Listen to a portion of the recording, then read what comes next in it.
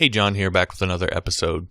Change your math, change your business, change your life. Those are the very first words in Dan Kennedy's book, Almost Alchemy, which I've been reading lately. If you don't know who Dan Kennedy is, a very well-known copywriter, sort of business guru. A lot of the people that you probably see online who talk about copywriting and online business and so forth are disciples of Dan's. So he's kind of the guru to the gurus, very well known, and the book, I highly recommend reading it. But in the section that quote precedes, he talks about what he calls the den of thieves. So, and I'm quoting him here, media, agencies, and related professionals who are engaged in a grand deception, if not outright criminal enterprise at the expense of deliberately confused clients. And I believe there's a similar thing that happens in our little freelancing world. And if it's not intentional, at the very least, it's still false and counterproductive. And so what that is a gaggle, as Dan puts it, of experts out there who will lead you astray in all sorts of different ways when it comes to getting clients and growing your freelance business. And the grandest deception of all, in my opinion, is them getting you to focus on metrics that don't matter. And you see it everywhere, especially with social media, but it's in a lot of different places, even content marketing and blogging and YouTube, etc. Things like views, likes, retweets, shares, engagement, and on and on and on and on it goes. Now, of course, it should be obvious to anybody that none of those things will actually move the needle in your freelance business or penny any more of the green stuff in your wallet, right? They might make you feel good. They might make you look important, but they won't pay the bills. And I've experienced this before, so be sure to laugh hysterically in the face of anyone that tells you there's a direct link between more views, likes, and shares and actual dollars and cents into your business.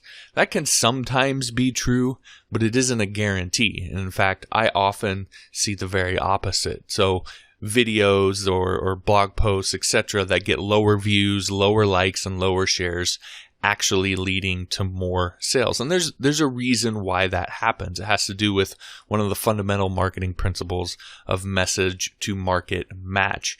If you do a good job of targeting, which you need to do in order to have a persuasive sales message, it needs to be targeted and really speaking to a specific group of people instead of just trying to kind of put it out there to everybody. If you do a good job of targeting, that's naturally going to lead to you having less people view it, but you'll get more results from those views and those people because your message is a much tighter match for that specific group of people. And so that, my friend, is the math that matters, the metrics that you should be paying attention to. How many sales did this video generate? How many sales did this blog post or this email or this Instagram selfie, this tweet, this local business meetup group meeting that I went to, whatever your interactions are, how many sales did they generate? Period. How many new clients are coming in the door? Those are the metrics that matter. At least if you're serious about making freelance work for you, growing your business, and living the lifestyle that you want to live.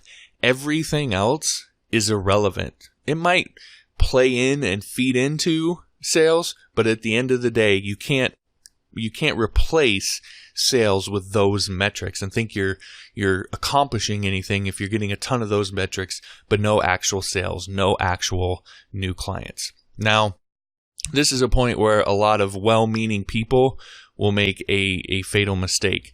So recognizing the truth in what I just said, that sales is the metric that matters, they'll confidently and aggressively set off to move the needle with their interactions, whether they're producing content, whether it's meetup groups, whatever you're doing to get freelance work.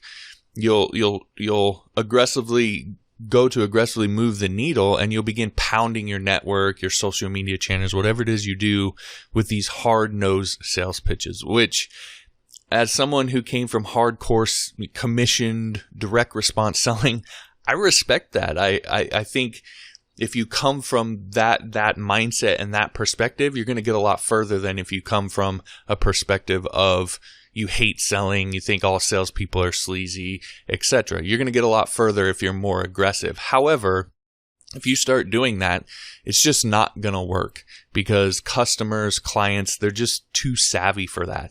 The average person sees nearly 5,000 ads per day compared to just 500 per day in the 70s.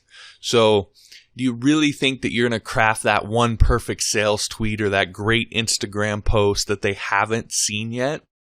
It's not very likely. So the trick is to meet them where they're at, to give them what they want, but in a way that still helps you fulfill your business goals. And of course, this is where the second biggest mistake that I see happens, which is a lot of people going all in on value. And I did this for a time, and it really hurt me and basically stalled my business. But the idea is, I'll just give everything away. They'll see how much I know. They'll see how generous I am, and karma will just work out to where I'll get hired and get more work. And it really doesn't work that way either. The secret sauce I've found in my experience is finding that balance. And the best way I've heard it put is having a well-defined problem halfway solved.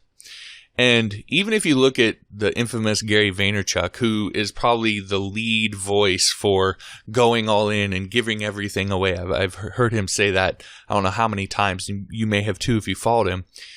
Look at him and actually watch what he does, though. Don't pay so much attention to what he says, but watch what he does. If you look at most of his content, it's not actually a full picture. He doesn't actually give away everything. It's little tidbits of solutions. So it really is well-defined problems that he solves halfway. He just does it 30 times a day with all sorts of different content. In fact, probably I've only ever seen really one piece of content from him, and that's where he put out his content model. That's closer to a full picture, but even that doesn't really tell you the full picture of everything that he does. So for all the content that he's put out and so forth, there's really only one that even comes close, and it's still not that full picture. So again, take that for what you will. The big thing here is there's a process for achieving this, and this is something that I've honed over the last 15 years as a freelancer, helping me to be able to work with clients like Inc. Magazine and Lewis House and Tim Ferriss and on and on and on.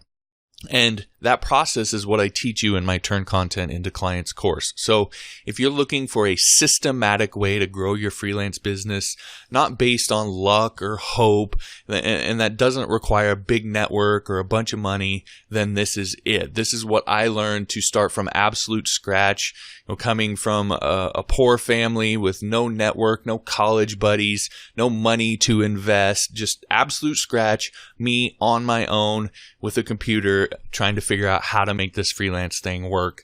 That's what I teach you in the Turn Content into Clients course. Anyway, you can get free access to the course over on Skillshare.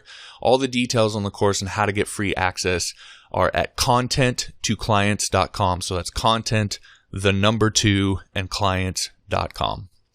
All right, that'll do it for this episode. Thanks for listening. We'll talk to you next time.